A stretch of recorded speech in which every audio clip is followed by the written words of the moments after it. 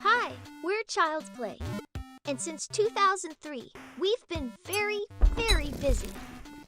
We supply toys and games of all kinds to hundreds of child welfare facilities across the world, taking a little of the outside world and bringing it inside, sharing our expertise to help make children's lives better.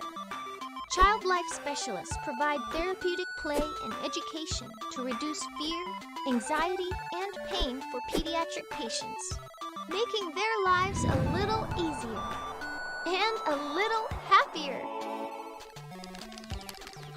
Child's Play works directly with Child Life staff to create a wish list specific to their facility, ensuring donations are used to their fullest. We've raised more than $44 million so far, and our work reaches more than 1 million kids per year. Come be a part of our story and learn more at childsplaycharity.org.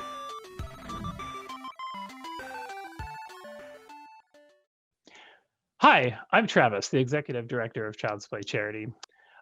I get to take the time to fill you in on the history of Child's Play and give you an idea of how we started and how we got to where we are today.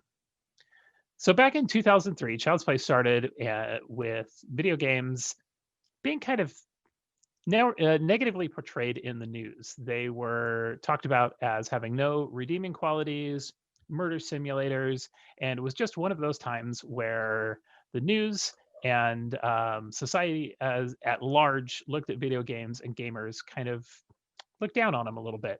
And our founders, Gabe and Tycho, Mike and Jerry of Penny Arcade, didn't think that that was an accurate representation of themselves, the gamers they knew, or the fans of Penny Arcade. So out of spite, out of a bit of a publicity stunt, they worked with Amazon to create a wish list of toys for Seattle Children's Hospital and invited their fans to buy toys and have them sent to their house that they would later deliver to Seattle Children's. Fast forward about 2 weeks from there, and $250,000 worth of toys that stacked floor to ceiling, wall to wall Tetris skills definitely came into play. The toy drive, the Child's Play toy drive, was a huge success. And after it was done, they realized that this stunt really gave the gaming community an opportunity to step up and show that gamers really do want to give back. And so ever since then, Child's Play has been a thing. So we started one hospital, 2003 in Seattle, and now 17 years later here in 2020, we partner with over 180 children's hospitals all across the globe, as well as about 200 domestic violence shelters across the US. So when Child's Play began, hospitals didn't have a lot of gaming equipment inside the facilities. Maybe a console inside a playroom, not very many consoles on carts or things like that. They just weren't very prevalent inside the hospitals. So for many years, what Child's Play did was took your donations and bought iPads and consoles and games and controllers and all that technology that was needed inside the hospital and got it delivered every year annually with the support to the Child Life Department, which is really who we focus on supporting. The Child Life Department is the group of people in the hospital that makes a children's hospital really different than an adult hospital.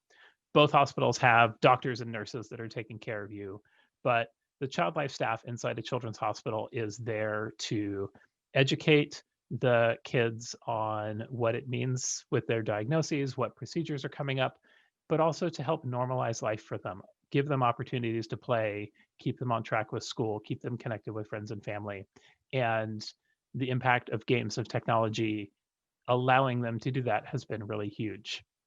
In about 2013, Child's Play started to support domestic violence shelters also. So we started with a pilot program of 100 shelters across the US where we sent a huge kind of IKEA style TV screen and Xbox console on a rolly cart sort of piece designed to be able to move in and out of private rooms and public spaces in the shelters so that kids could game. Often when someone leaves the hospital or leaves their house, and has to do it very quickly to get to a shelter, you don't get to grab things like your Xbox or your PlayStation. You don't get to bring your games. You kind of just grab quickly what you need and go. And this was an opportunity to get games to kids in another place where they really needed them. We, in 2016, changed our shelter program to sending games cases. So now kind of the briefcase style console all enclosed, still with the same idea, getting games so that kids who have been quickly ushered out of home have the opportunity to sit down and play. But we've also filled them with preloaded games so they don't have to keep track of discs and things like that, and really selected our games to make sure that they are intentional about the environment where they are being played. So making sure that we have nonviolent games and pieces available to play, but also games that are multiplayer so that a parent or a counselor can sit down next to the kid and use the game as a bit of an icebreaker. So we've been able to expand that program. Now we send out about 4 shelters. We support about 4 shelters a month, sending out consoles and games cases to them. In about 2015,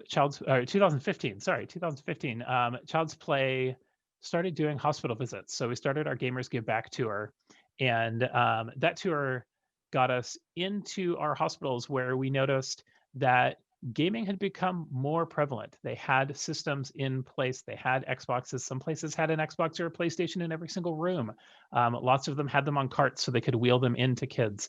But we heard things like, our consoles are all broken, or we just can't keep up with updates and things like that. So we figured out lots of broken consoles were just disconnected controllers, and the Child Life staff who became responsible for this equipment was not always aware how to just sync up an Xbox controller back to the Xbox that it was paired with originally.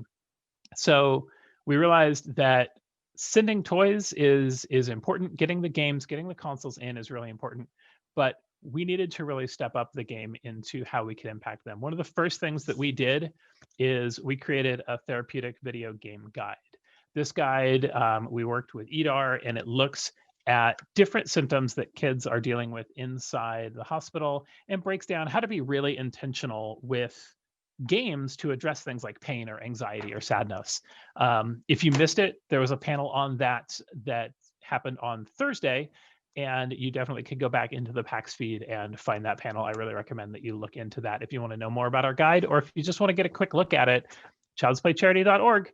Scroll down a little bit and you can see the therapeutic game guide on there also, where you could download it and get a copy of it for yourself to see what kind of games are suggested and why certain games are suggested. It's something we like to share with the hospital, with parents, game devs. We'd love it if people were really intentional as they were thinking about the games that they're making and the games that they're selecting when they're choosing games for kids. And right around that same time frame, we started talking with Children's Colorado and some other hospitals about a game tech position. Inside CS Mott, there was one child life specialist who was a gamer who sort of fell into this position, and he really kind of became this standout model that we started thinking about. What if every hospital could have something like this position? And so we started doing grants for game tech positions. And Erick will tell you a little bit more about it in a minute here, but these game tech positions are inside the hospitals now, working with the kids, advancing all of the technology. So we've been able to change our support and our focus a little bit into not just getting the games into the hospital, but also into helping the staff learn how to use games in a really intentional fashion so that they have a stronger impact on the kids that are inside the hospital that they're taking care of. And the other piece that we've really done is become a hub. So we are in constant contact with our partner hospitals, talking with them about how to use technology, what kind of technology they have seen and how they've been successful with it, and being able to share that with others. So we've really gone from being just a passive charity with the community support that sends out technology. Now your support is allowing us to really become this hub of knowledge and information that is having a huge impact inside all of the children's hospitals that we support. With that, I'm going to hand this off to Erick, who is going to talk a lot more about the gaming and technology, the pediatric gaming and technology specialist. So, Erick, here you go. Thanks, Travis. I'm Erick Blandin. I'm the program director for Child's Play. About 5 years ago, we decided to start visiting hospitals, giving some gifts to kiddos, but also sitting down over lunch with the Child Life staff to chat. We wanted to make sure that they knew about how we could essentially help them. But also in the first year that we doing our visits, we wanted to listen and find out about their challenges and what we might be able to do that could assist them in their practice. As the ones that look after the emotional health and well-being of patients, as well as the ones that oversee the playrooms and game systems, we knew that Child Life staff could be our allies in the hospitals. Very quickly, we realized that for the most part, they have as many game consoles as they can support. Replacing old equipment is important, but even before the COVID times, hospital staff were generally very busy and didn't have the time to spend on maintaining game systems. Almost no child life specialists that we've met identify as gamers, and they usually have just not just one, but 10 to 20 consoles per hospital to maintain. Imagine that you have a console at home and you opened it up to random neighborhood kids to play with for the day, for a day of unsupervised fun. They came, they played with them all day, and then they left. After they're done, you'd have to clean off a bunch of profiles that they created, delete the games and demos they tried to download, change back some settings, recharge controllers, all of that just to get them ready. Now imagine you had not just one console, but maybe a dozen. And they're not just being used one day, but every day of the week. It's a lot of work to maintain that kind of equipment. Hospital consoles do get used a lot, but they generally only get looked at when they stop working right. And then these untrained non-gamer staff have to try to fix it. Stumbling through menus, setting aside anything that is broken, they set aside. And sometimes these things are, just full of profiles. They run out of space, or something just isn't right, or maybe even just the battery is dead in the controller, and so it's broken. And then kids can't play with it anymore. So those things just sit on the side until either a volunteer comes or some staff has the time to fix it. All of this is taking away from their job responsibilities of patient care and what they were trained to do. In our visits, fortunately, we did run across a few hospitals that actually had a gamer on staff. And in some very rare cases, that person actually had maintaining the equipment as part of their job responsibilities. We learned as much as we could about this role and what it might look like in the future. Talking to those who had it, and also chatting with some of the hospital partners that seemed like good candidates to see what it would look like if we were to put this position in hospitals all over the place via grants. In the last 4 years, we've been able to approve 18 grants for these pediatric game technology specialists, including one in Canada and one in Kenya. We received over 6 times as many grant applications as we had the funds to approve this year, which is exciting as it shows the demand for this position is so huge. We continue to gather data and evidence about the importance of games in hospitals, and especially this kind of position and being able to support them, and are starting to see other organizations and the hospitals themselves funding these positions, which will help speed up the adoption. Part of my role is to help make sure that these game technology specialists have the resources they need to do their job and facilitate their ability to coordinate with each other. We have a Slack channel that we set up and I manage, where they can share ideas, ask questions, talk about the latest game news and how it might affect the work they're doing. Things like which games have good accessibility options, which companies are changing their login requirements, what VR headsets can be wiped down versus which ones are filled with foam and just can't be reused by multiple people in a infection sensitive area. We have weekly calls where we discuss their procedures, how they set up carts, all that kind of stuff. It's really quite exciting. We look forward to the things that are happening with games and therapy, and excited about how much better the future will be. With that, I will pass this to Kirsten. Thanks, Erick. Is this on? I'm just kidding, you guys. For those of you that have already met me, you know that I am new to gaming, but not new to my role at Child's Play, which is fundraising. I'm Kirsten Carlile, and I'm the Director of Philanthropy and Partner Experiences at Child's Play, which is the fancy way of saying that I'm the fundraiser on the team. So I want to share a little bit about me and then tell you about all the great ways that you can be a part of being a gamer that gives back and truly giving power in play to our children's hospitals. So, that said, on a normal panel, we'd have a few notes in front of us. Our team would be together side by side. And obviously, we're pre recording our panels. So, I do have a few notes I might glance at from time to time, only because I want to make sure that you hear about every opportunity and every way that you can participate and help support Child's Play in the mission that we have. So, I come from children's hospitals in my background, fundraising and helping lead a child life team. So, for Child's Play, that part was not new to me.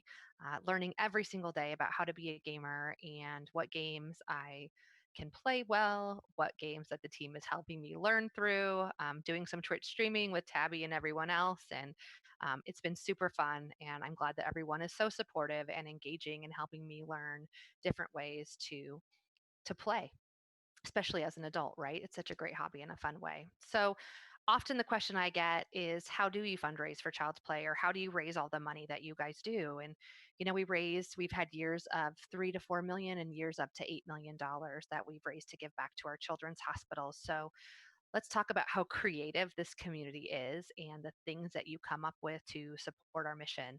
So, first, individual donations. So many of you already give philanthropically to organizations, maybe even Child's Play, and this isn't new to you, but some of these ways might be new.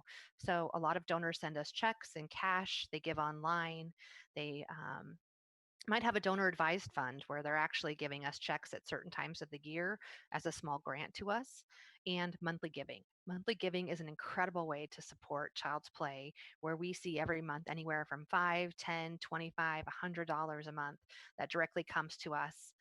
That you set up at home yourself through either your bank or credit union or through PayPal giving. Great, easy ways for you to do that.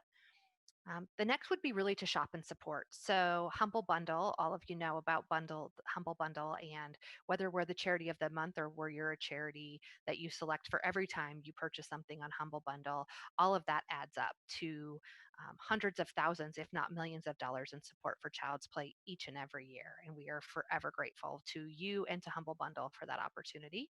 Also, Google Play, you can go into that store and purchase games, and part of the proceeds comes back to Child's Play. And then, obviously, during COVID, we have all experienced how great it is to receive a package, most often from Amazon. And so, with getting your Amazon package, make sure that you are clicking and hitting smile.amazon.com when you're shopping. And not only do you get a gift in the mail that you purchase for yourself or maybe send to someone else, but you're giving that gift back to Child's Play if you choose us as your charity partner. And we cannot thank everyone enough who has been showing us that support. We have seen quite the uptick since the COVID quarantine, and people are staying home and staying safe, but getting some packages at home and doing it where you can support charity too. Next, really, I want to talk a little bit about corporate giving. So, when you think about on our website, if you go to our homepage, you'll see corporate sponsors at varying levels. And it's really a way that sometimes corporate partners simply write us a check, part of their corporate social responsibility. Other times, they're holding employee campaigns for employee giving. And that can be anywhere from a 1 month campaign for a corporate partner to year-long monthly giving where someone might select Child's Play. So, and then corporate giving, they actually match it. So what's great about Microsoft and Apple and USAA and so many other groups is that they match their employees' gift. Sometimes it's a 2-to-1 match, sometimes 1-to-1. And it's an awesome way to really help extend your gift into giving even more. And then corporate partners also really support a lot of our special events. So I'm going to talk a little bit about some of the special events that we have and ways that you can get involved year round for fundraising with us.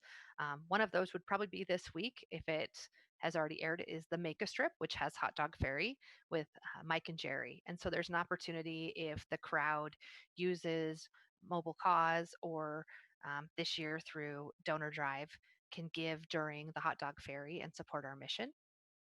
We also have our Child's Play Dinner Auction, which is an awesome event held every December in Redmond, Bellevue area. And we have about 550 people that attend and get to experience not only a fun night of celebrating all the great things that Child's Play is doing, but bid on really unique auction items and have a chance just to interact with each other. This year, as with most all events, we are going to be going virtual with that dinner auction. So if you don't live in our area, there's a chance for you to also participate. If you head over to our website, you'll learn more about our dinner auction and how you can get involved in that special night that we'll be having in December. Um, as I talked about the crazy, talented, amazing community that we have in the gaming sphere and even out of the gaming sphere, two of the events that I'd like to highlight a little bit and share with you are Desert Bus for Hope and Magfest. Both have created a really unique event. Desert Bus is a week-long event where there are chances to win and really good entertainment and opportunities to engage with the Desert Bus crew with Loading Ready Run and Child's Play to raise money for us. Last year, having a record breaking year, raising close to $1 million for us. Magfest is another great one that I'd like to feature. And Magfest is a music and gaming festival held every January. And they have several events throughout the year. Magfest is kind of the largest one in January. So, not sure what's happening with that yet this next year, but really an opportunity for, as the official charity, to recognize Child's Play and support us with their live auction and various things they have throughout that weekend long event to support Child's Play.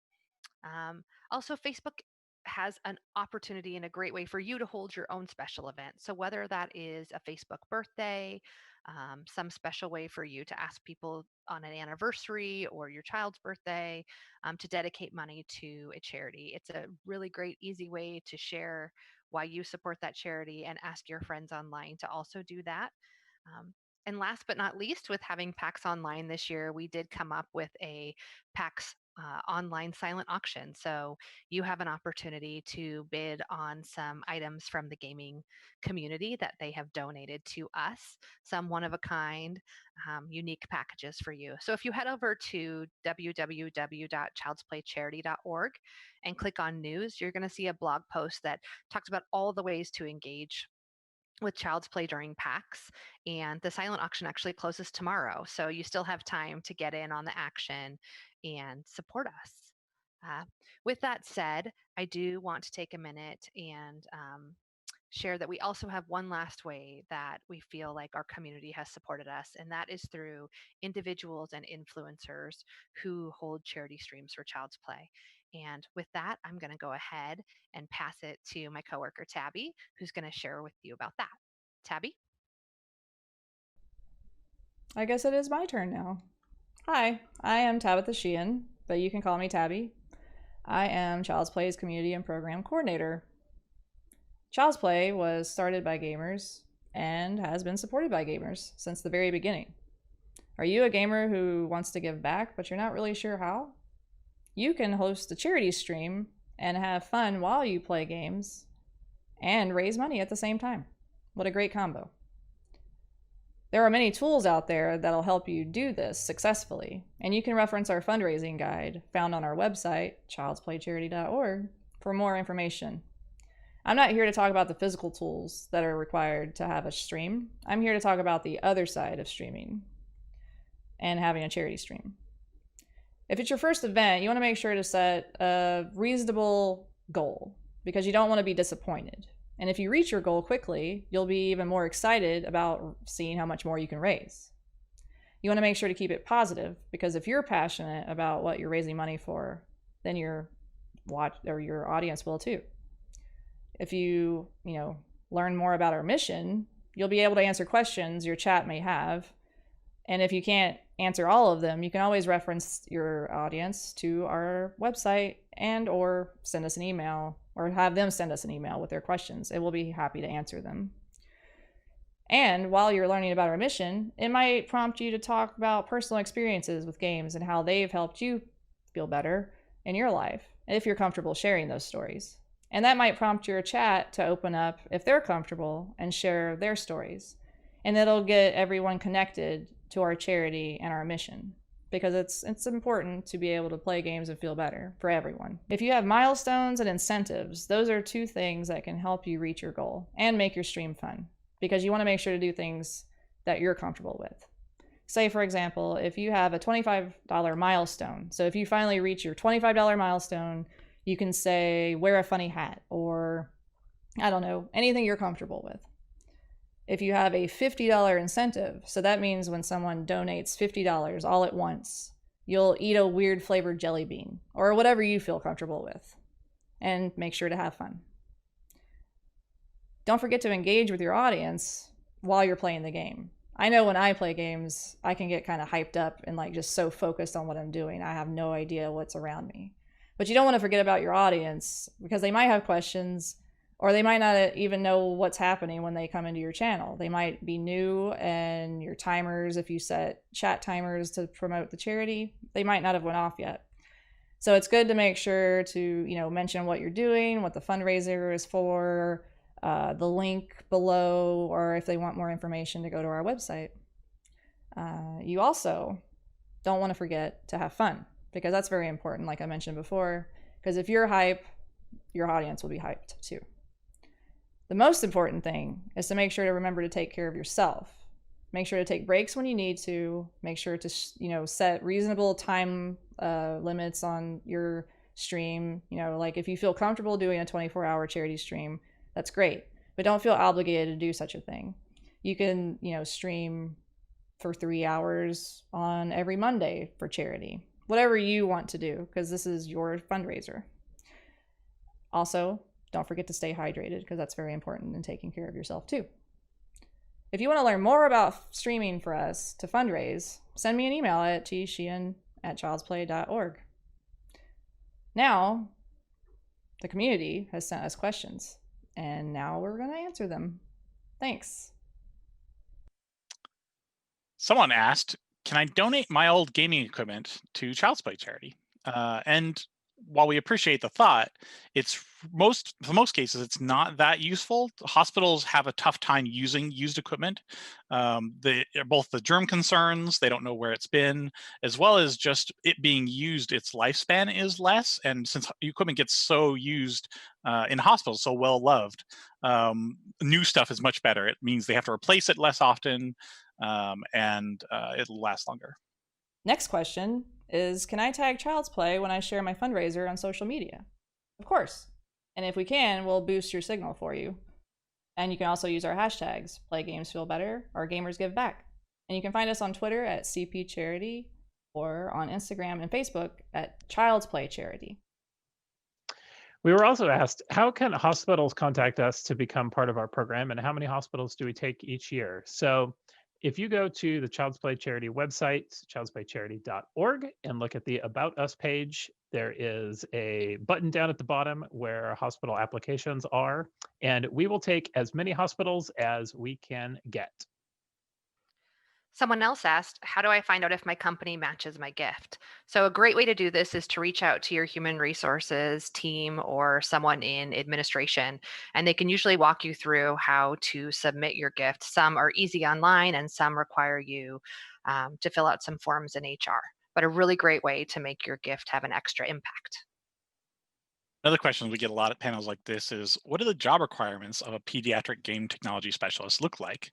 And it's so new because we have so few of them right now. There isn't a recommended career path. I can tell you that having experience in a hospital is a huge plus. So if you are interested in that and you don't have that yet, go volunteer once volunteering is allowed again. Go, get a job in there somewhere if you can, maybe the IT department or something. And then having education background or camp background, paid or volunteer, some kind of training working with kids is a huge plus. That'll be a huge part of your job. And don't forget, a great way to support Child's Play is to visit our store and rep our brand. Remember, 100% of all the proceeds from your purchase support the work that we do in our hospitals and shelters. Thanks for taking the time to listen to our panel. You've heard about the impact that your support has had on all of the hospitals that Child's Play supports. And we've got now a very special video from Colorado Children's that is just a huge thank you, really showcasing that impact. Wait, we forgot something. Since I'm the editor, I can do this. After the Colorado video, there's another video. We miss everyone so much at PAX West that we wanted to share a video from PAX West 2018 where we will see the story of a kid that we helped during his hospital stays as he enjoys PAX and tells you his story. What do you think it's like here, being a kid in the hospital? How do we feel?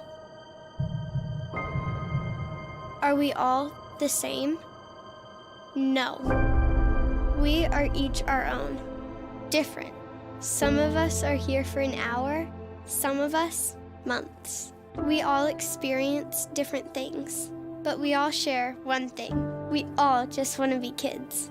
And that's where you come in. Because of you, we have a new way to play, a new way to make things better. And you helped us get just the right people to make it all happen, including one of the first gaming technology specialists in the country. Every day I get to come into work and use technology to help kids feel better. This includes gaming on consoles, it also includes 3D printing, and even includes immersive technology such as augmented and virtual reality. Not only do we use this technology for fun, but we also get to use it to help kids get through treatments and for procedure supports so they can heal faster and get home quicker. It feels like you're a kid again when you're playing video games. Not only that, because of Child's Play, we also have the world's first child life medical director. Not only do I get to help develop and manage these programs, I get to promote the mission of child life throughout Children's Hospital Colorado and the community. And you help us figure out how to do all this even better. We're conducting research on how we can use these new and emerging technologies to establish best practices to benefit our patients and families, to improve the experiences, and how we can leverage this technology in really fun and innovative ways. So, we just want to say thank you. Thank you for helping us be kids. Thank you for helping us play. Thank you for helping us heal.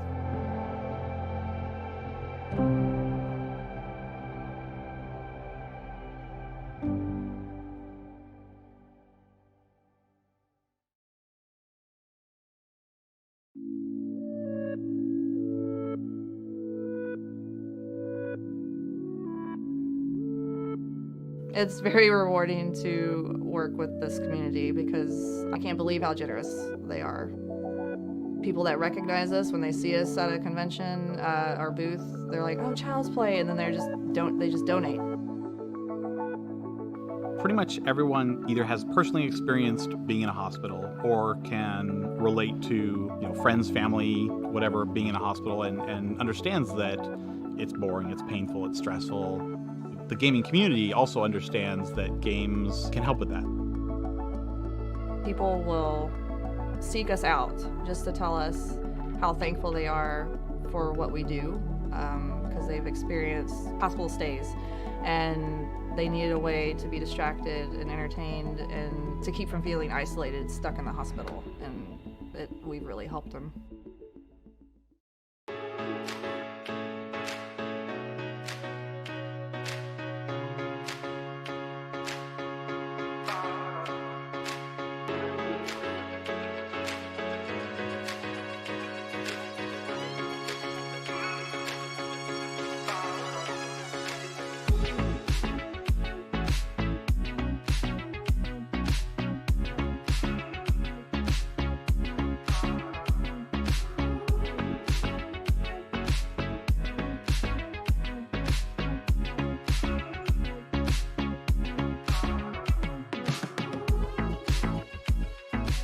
Hi, I'm Liam Baker here at PAX West 2018 thanks to Child's Play. I've always liked video games, and Liam would first just watch myself play video games. He'd always be by my side. As he got older, Liam started overtaking my skills. At first, Liam would let me try, Dad, let me try, and then I just let Liam do it because that became his passion. At 6 months old, I was diagnosed with cystic fibrosis, and since then I've been going to the hospital 5 times a year for 14-day stays every year. In the beginning of the hospital stays, there was like nothing to do, and it was really like boring and stuff. And then as I got older, Child's Play came into the picture.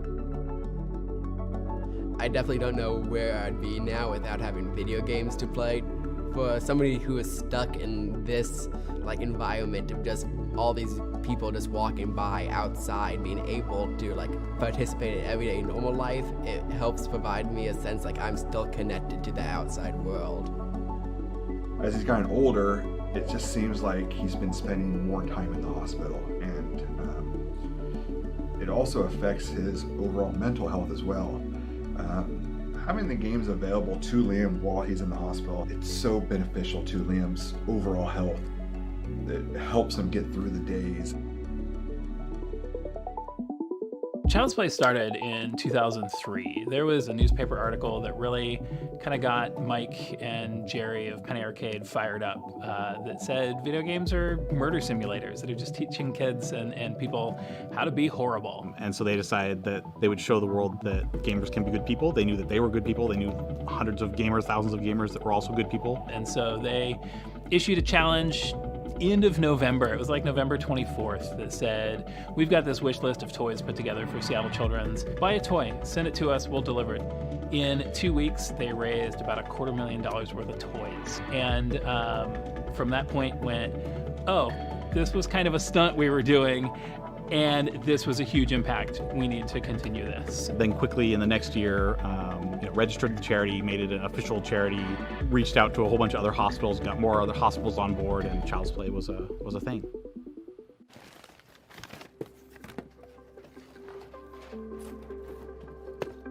So we're here at Seattle Children's. We're visiting on our Gamers Give Back tour stop with Game Changer Charity, our partner charity.